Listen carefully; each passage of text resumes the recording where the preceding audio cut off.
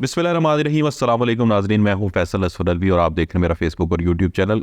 कल आम इंतखाबात का दिन था और सबसे ज़्यादा मैं मुबारकबाद दूंगा, बल्कि अ, इस बात का एतराफ़ करूँगा कि सिक्योरिटी फोर्सेस और सिक्योरिटी के जितने भी इदारे थे उन्होंने बड़ा अच्छा अरेंजमेंट किया और कोई भी नाखुशगवार वाक़या जो है वो पेश नहीं आया। पोलिंग का अमल जो है वो बड़े स्मूथली इख्तिताम पज़ीर हुआ। अच्छा, ज़्यादा लंबी तमहीद मैं नहीं बांधूंगा, उसके बाद इंतखाबी नताइज की तरफ आऊँगा। इंतखाबी नताइज ने पाकिस्तानियों को तो जिस तरह से हैरान किया ही किया।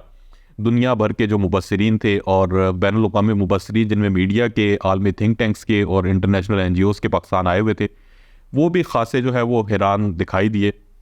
मैं खुद इलेक्शन कमीशन ऑफ पाकिस्तान के हेडक्वार्टर में मौजूद था, जहाँ पे एक इलेक्शन सिटी बनाई गई थी और वहाँ पर इंटरनेशनल जो मुबस्सिरीन थे मौजूद थे। उन्होंने इस बात का, इस खदशे का इजहार ज़रूर किया कि मुल्क भर में जो इंटरनेट सर्विसेज है वो मुअत्तल क्यों की गई हैं, और इंटरनेट सर्विसेज की यानी और मोबाइल सिग्नल्स को बंद करना, उन्होंने इंतखाबात की शफाफियत के ऊपर इब्तदा में ही एक बड़ा सवालिया निशान लगा दिया था। लेकिन उन सारी चीज़ों के बावजूद इलेक्शन का इनकाद हुआ, पोलिंग हुई और अल्लाह का शुक्र है कि कोई नाखुशगवार वाक़या रूनमा नहीं हुआ। उसके बाद हम इंतखाबी नताइज की तरफ आते हैं। तो इंतखाबी नताइज ने मुझे भी हैरान किया। एक्सपेक्टेशन नहीं थी कि एक शख्स जिसे बिल्कुल क्रश कर दिया गया, दीवार के साथ लगा दिया गया, वो जेल में है, जिसकी पार्टी बहैसियत जमात इंतखाबी मैदान में लड़ने के लिए मौजूद नहीं थी। अलबत्ता आज़ाद उम्मीदवार अपने अपने मुख्तलिफ़ किस्म के अजीब व गरीब इंतखाबी निशानों के साथ मैदान कारसाज में मौजूद थे।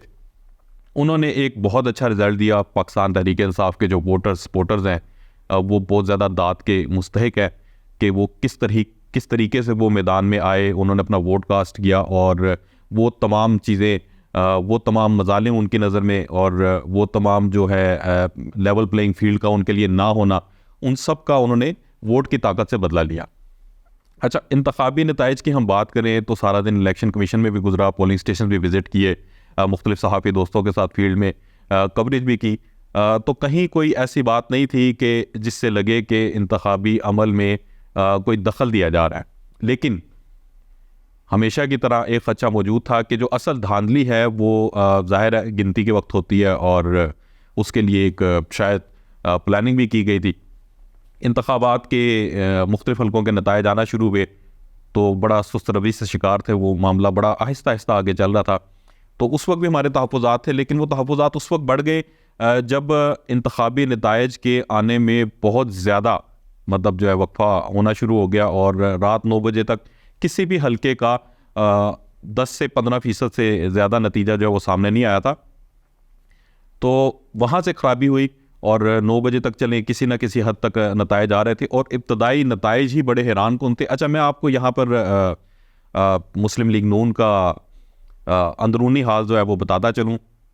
मॉडल टाउन में नून लीग ने एक सबसे बड़ा लाहौर में इलेक्शन सेल कायम किया था और उस इलेक्शन सेल की सरबराही जो है वो नवाज शरीफ साहब के समधी इसहाक डार साहब कर रहे थे और वहाँ साबिक वज़ीर आज़म नवाज शरीफ, साबिक वज़ीर आज़म शहबाज शरीफ और मरीम नवाज साहिबा समेत नून लीग की पूरी काबीना तकरीबन वहाँ पर मौजूद थी।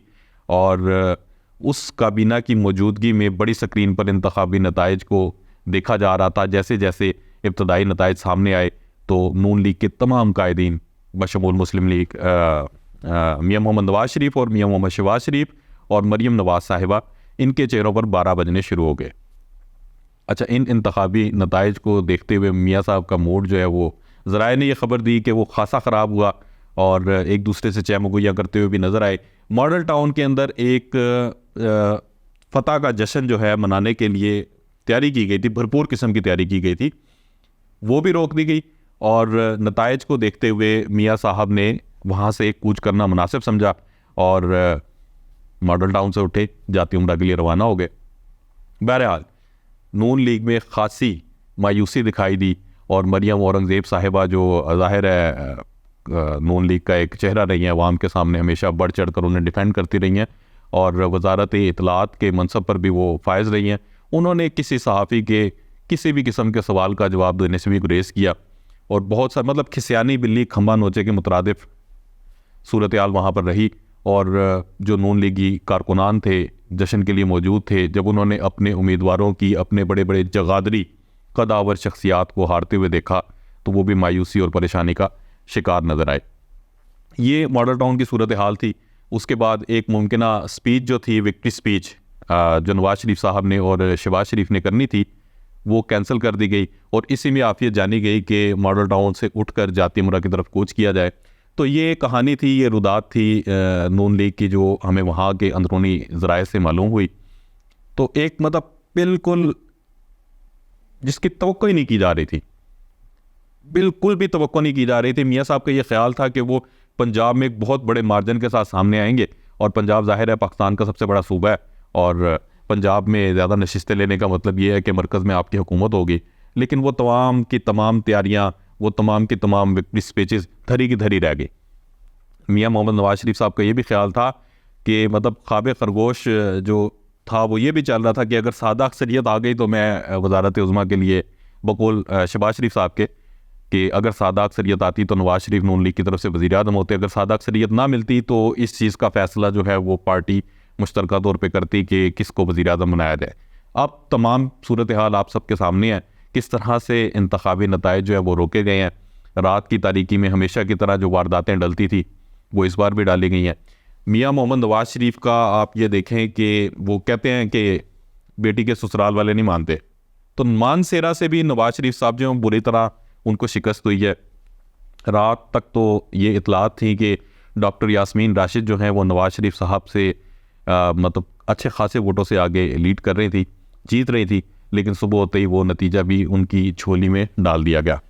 इसी तरह बहुत सारे हलके हैं, बड़े बड़े नाम हैं, ख्वाजा साद रफ़ीक हैं, उनको भी शिकस्त हुई। अच्छा, इस्लामाबाद और रावलपिंडी की हम बात करें तो रावलपिंडी में भी NF 57 और 56 में भी PTI की हिमायत याफ्ता आज़ाद उम्मीदवारान जो हैं वो आगे जा रहे थे, लेकिन न जाने क्या हुआ कि अचानक से उनको वोट डलना बंद हो गए, या उनका जो भी बहरहाल मामला हुआ, तो नून लीग के उम्मीदवारान जो है वो जीतने लग गए। इसी तरह मलिक बराड़ साहब का भी किस्सा है, वो भी एकदम जीत गए, और चौधरी तनवीर साहब के साहबजादे हैं दानियाल, वो भी रातों रात जीत गए। हालांकि उनके अपोजिट जो है पाकिस्तान तहरीक इंसाफ की हिमायत याफ्ता आज़ाद उम्मीदवार से माबिया ताहिर रात तक अच्छी खासी लीड से आगे थी।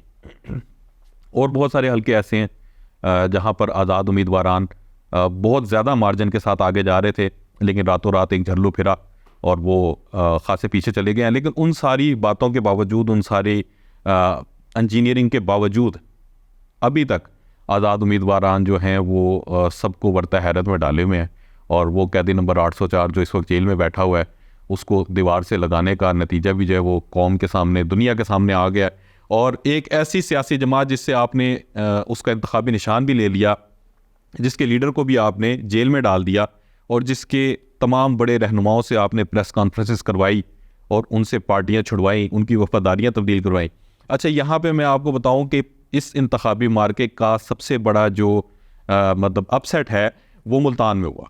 मुल्तान में मलिक आमिर डोगर साहब जो हैं PTI के हिमायत याफ्ता जो आज़ाद उम्मीदवार हैं, उन्होंने एक बहुत बड़े मार्जिन से जहांगीर तरीन साहब को जो है वो शिकस्त से दो चार किया। और जहांगीर तरीन साहब के बारे में कहा जाता है कि उनका ATM और जहाज़ जब चलता है तो बहुत ज़्यादा मंजरनामे को तब्दील कर देता है। लेकिन यहाँ पर इस्तेहकाम पाकिस्तान पार्टी जो ज़ाहिर है PTI के काफ़ी सरकर्दा लोग जब वहाँ पर गए, उससे वजूद में आई, वो सारे के सारे लोग भी इंतखाबी अमल में लोगों ने मुस्तरद कर दिया। वो तमाम लोग जिन्होंने कैदी नंबर 804 से वफादारियाँ तब्दील की थी, उन तमाम के तमाम लोगों को, तमाम के तमाम रहनुमाओं को पाकिस्तान तहरीक इंसाफ के वोटर्स ने, अवाम ने अपने वोटों से रिजेक्ट कर दिया। अब देखना ये है कि जो पॉलिटिकल इंजीनियरिंग की जा रही है और इंतखाबी नताइज को जिस तरह से तब्दील करने की कोशिश की जा रही है, उसका क्या नतीजा निकलता है। आने वाले दिनों में ज़ाहिर है 5 साल के लिए हुकूमत बनती है, और एक कौम का, एक मुल्क के मुस्तकबिल का, 24 करोड़ लोगों के मुस्तकबिल का उसमें फ़ैसला होता है। तो क्या हमेशा की तरह इस बार भी अवाम के वोट को पसे पुश डाल के अपने मनपसंद शख्स को आगे लाने के लिए तमाम औछे हथकंडे आजमाए जाएंगे? जिस तरह से आप देख रहे हैं कि नताइज आहिस्ता आहिस्ता तब्दील हो रहे हैं, और बाज़ हलकों में तो बिल्कुल यकसर जो है, आप अभी ख़बर देख रहे होते हैं या सुन रहे होते हैं तो आधे घंटे बाद आपको पता चलता है कि बाजी पलट गई है, फरिश्ते आए हैं, फरिश्तों ने वोट डाला है, फरिश्तों ने काउंटिंग की है और मनपसंद उम्मीदवार जो है वो जीत गया। तो कब तक जमहूर के इस वोट का, जमहूर की इस राय का एहतराम ना करने की रवायत पनपती रहेगी, अल्लाह ही जानता है। आने वाले दिनों में देखते हैं क्या होता है, किसकी हुकूमत बनवाई जाती है और अवाम के इस वोट का, इस जमहूरी अमल का किस तरह से मजाक उड़ाया जाता है। इंशाअल्लाह अपने अगले व्लॉग में जल्द हाजिर होंगे, तब तक के लिए इजाज़त दीजिए। अल्लाह ने के बाद।